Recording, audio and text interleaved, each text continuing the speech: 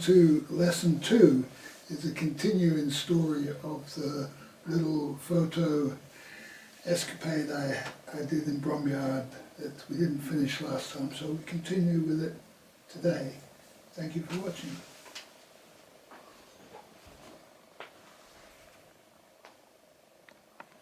So, the next thing we come across are these cars at the bottom of the road, and I was struck by the leaves, the autumn leaves that were all over the place.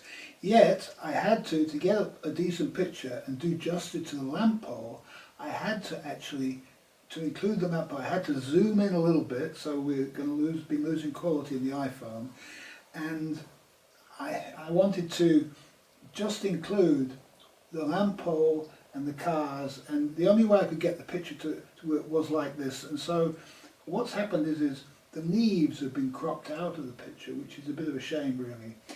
But it was necessary to do justice to the sign here and make sure that the sign and the lamp pole and everything, and this tree that's at an angle here, everything's in balance, so, and included in the picture.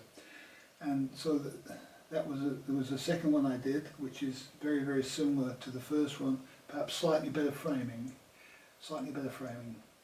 And then I moved, as I was standing there, a vehicle came and wanted to park right where I was standing. And so the vehicle pulled in, and as the vehicle pulled in, I was able to use the vehicle to make the composition that I wanted, which was to have the leaves fully showing on the floor of the autumn. So in my case, this is my choice of picture. I managed to chop off the lamp pole in a sufficient way that it's not just a chopped off lamp pole, that the actual vehicle itself has taken the place of the interest in that part of the picture, and everything seems to be balanced again. And if we zoom in, we'll see that we have the autumn tones on the leaves. The quality of the leaves is quite nice, and they go on forever into the distance. Okay. Right, now moving on down the road, I couldn't help but take a picture of these berries that I saw, because, well, my lady likes pictures of these sorts of things, and so I did this just really to send her a picture. So I took the picture and then I just emailed it to her straight away. So I'll just show you what I'm doing on my way. Now, if we blow this picture up and have a look at the detail, it's okay, but it's not what I would call satisfactory for my own. For this type of picture, I would want something a little bit more higher quality, higher resolution. You'd have to use a micro four thirds camera, something like that, to get a decent shot of this. So next time I go past there, if I have a camera with me, I'll certainly have another go at that.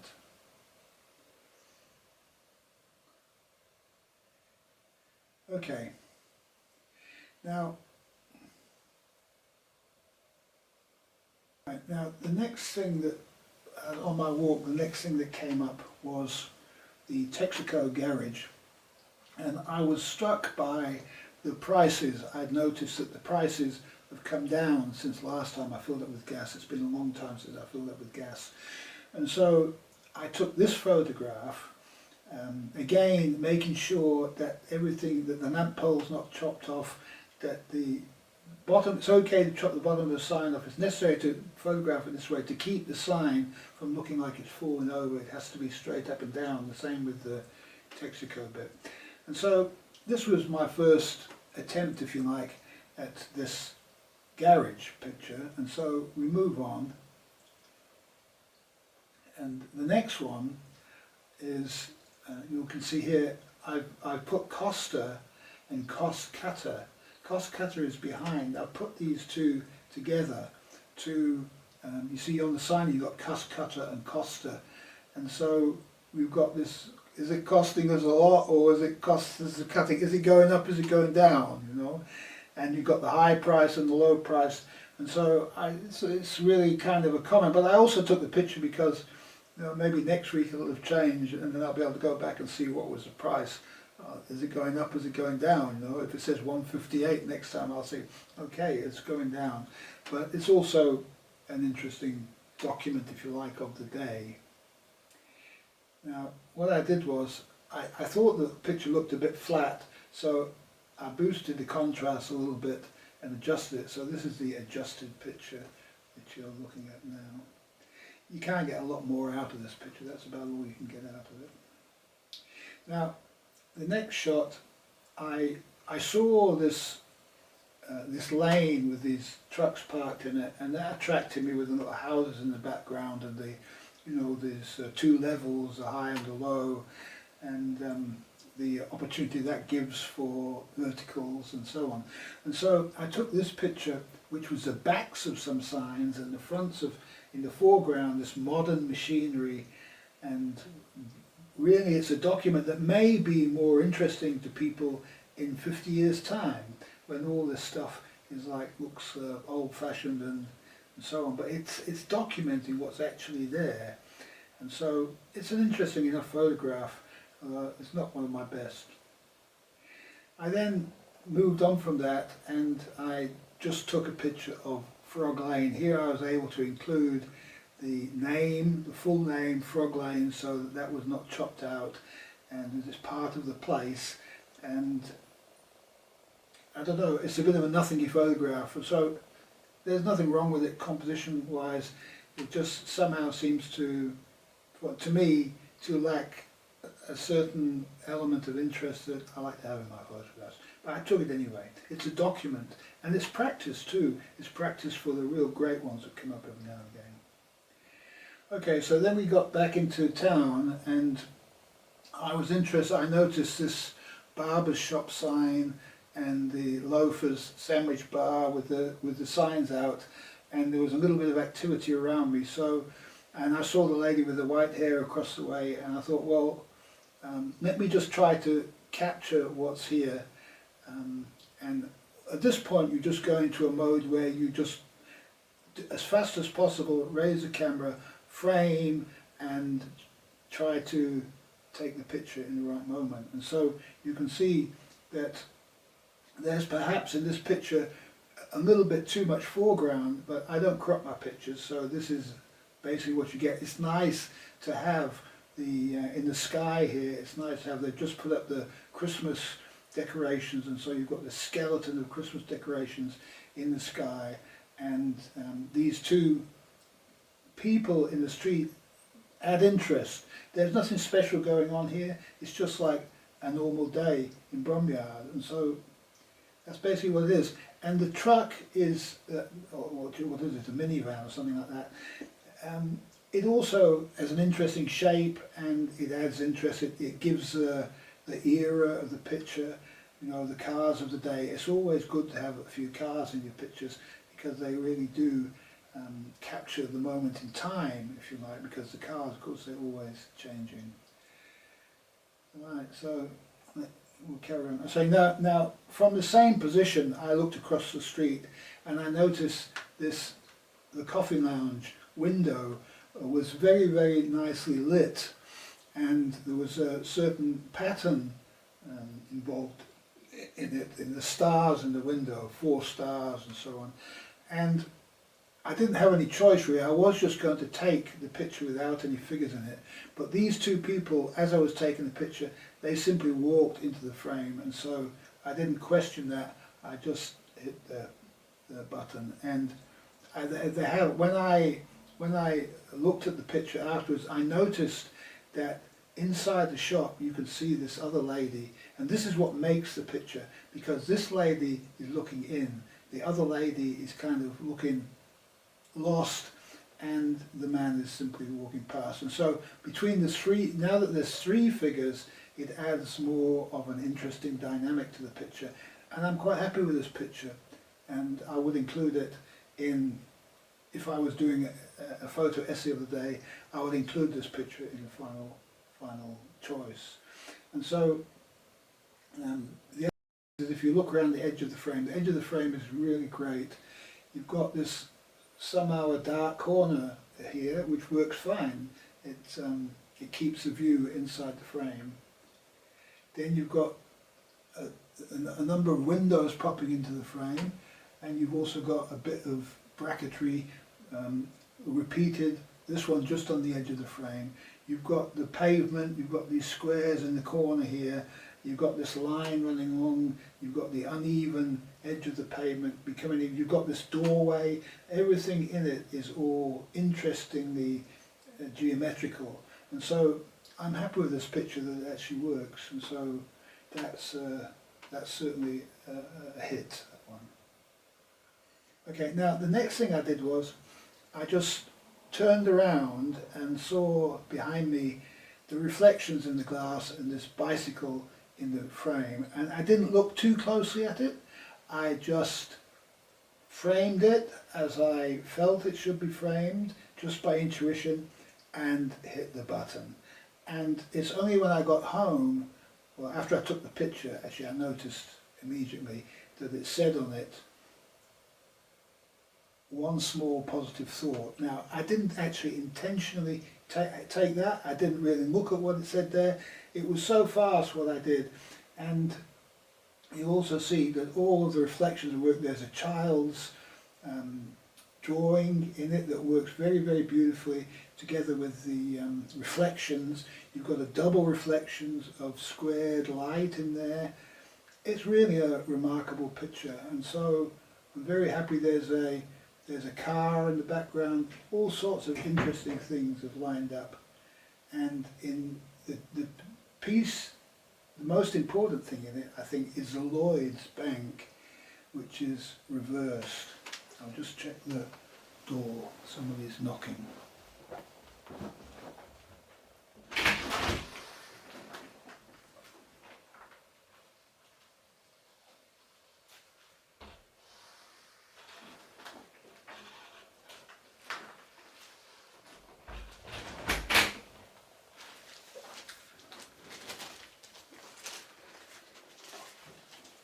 Well, it wasn't somebody knocking, it was actually the mail. So, His Majesty's government, that looks like a gift from the government.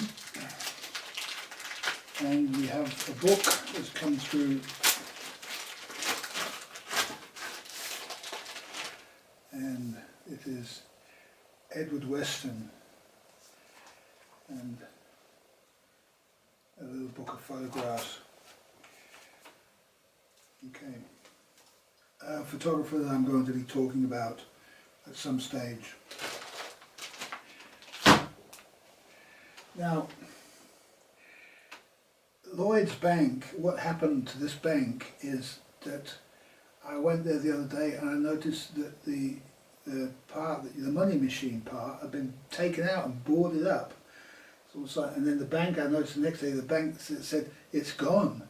So this Lloyd's Bank is gone, so you can see it's no longer a bank, so Lloyd's Bank in reversed is kind of like it's gone. And maybe this bank, maybe it'll all be changed, maybe a new front will be put on it, who knows if it's not a Lloyd's Bank anymore. But the other interesting thing is right next to the Lloyd's Bank sign here, it says here there's a price tag, £65, and it says unusual chair on it. And I really like that piece. So it's an unusual view of Lloyd's Bank, if you like. You're sitting in an unusual chair, and the unusual chair, the bicycle picture is sitting on a chair, an unusual looking chair too. So it's kind of like, it's very interesting, and there's nothing in it that isn't interesting. All of it is interesting. So this is what you would call a lucky picture, that if you take enough pictures, nature will reward you by giving you something special like this. And so this is how great photographs are made. They're not made by the artist consciously create. You can't consciously create something like this. You have to have a certain amount of luck. And that luck is more intuition. You're meant to, because you work hard and because you work at your photography and you go and do it and actually intend to be a successful photographer, nature will hand you successful photographs. It's your destiny, really, to have successful photographs. Okay. Now, I think that's the last picture in the street scene. Ah yes, and then when I got home I made myself something to eat, and what I did was I took this photograph, if you like, of what is on the table. Now this is normally how I document still lives, in that they're natural arrangements that are made by nature, and you can see that there's a bit of this Walker Evans book over here, but you can't see what it is. It's just a shape, it's just the triangular shapes over here. The same, there's most of the pieces sticking into the frame have been cut into special shapes, and so you can look at the picture, if you like, as an abstract, yet it has content in that there's food. In one corner there's a plate with the bread roll, and the other corner there is the plate of food, and in the centre, offset is the cup of coffee, and the key. And so there's all sorts of interesting bits and pieces to the picture, and whilst it's not, I wouldn't call it a masterpiece, it gives you an idea of the approach I take. It's just a matter of document. I haven't moved anything, that's just the key to it. I haven't changed anything. I've just taken what's actually there and I've photographed it and included it in the frame as well I can, using every element on the edges of the frame and making sure that I include only objects which are of significance. Okay, so let's have a look at the next one. Right, now the next one is the picture that you saw me take without my glasses on. And when you actually move the camera into the composition and move it around, you'll see that the camera wants to stop in a certain way, and then you'll notice, if you cast your eye around the frame, you'll notice the edges of the frame. And this is how you decide, first of all, whether what you've framed is actually workable. There may be parts of the image may not be acceptable. I'm going to take a picture of what I'm holding now. And I haven't got my glasses on, so I cannot see exactly what's in the image. But I'm going to put it on the screen and then I'm going to discuss it with you. Let's have a look at what we got, because this is the sort of picture that you're likely to get yourselves if you don't follow the process that I'm teaching you now, because it's necessary to first of all see the actual overall impression of the picture, the overall composition, and then the main elements like the oval table, the egg-shaped table, and the camera and stand and the chair and the computer in the background and everything in it that's in the photograph. And because I couldn't see very well, I couldn't see the detail, and so all I could do was take what the photograph is basically like what as most people would take. And so after looking at the photograph, I then made another photograph, because I'll just show you what I don't like about this picture. First of all, let's have a look at what I don't like. And so I don't like the fact that there's too much space here under the table and so much chopped off at the top here, and there's more objects of interest at the top of the frame than there is at the bottom of the frame. So it's necessary to have balance there, to have simplicity on the one side and complexity on the other. And we've got that, but we've got the main thing, which is the camera. We've got the camera chopped off, because I just couldn't see it. And so that's no good. And the main thing you can see in the background there is the plug and the wire. And so what I did was I just took the camera and just shot it again with the glasses on, and this is what I got the second time. Okay, so let's have a look at this. Okay, so you can see that the frame is much more tightly composed now, and I've also included the photograph behind the camera, as that seems to be an object of interest. And you can see that the glass in the cabinet is now ending. There are 2 points of glass ending with a line there that is completely on the edge of the frame. But you'll notice that there are little triangles between, that I didn't just chop the frame off on the corner. I left a little triangle in there. It's most important that. And you'll see also right at the bottom here, in the bottom left hand corner, you'll see that there's the leg of the table and a little sliver of picture there, curve of picture. The same here, and there's a little bit of leg sticking here, yet there's you know, the areas of space around the table are now much more balanced and much more dynamic also. And you can, the camera now is a pride of place object in that side of the screen. Now you will notice that there's a fair amount of distortion in the image, and you do get that with iPhones. They have a very wide angle lens, and so you're going to get this kind of distortion in the corners, which you either like or you don't like, I suppose. Now you'll see that on the table, if we blow it up, we'll see that we've got the cup, and we can now see the full books. We see that it's Edward Weston and it's Walker. You can almost see Walker Evans, or the two books there together.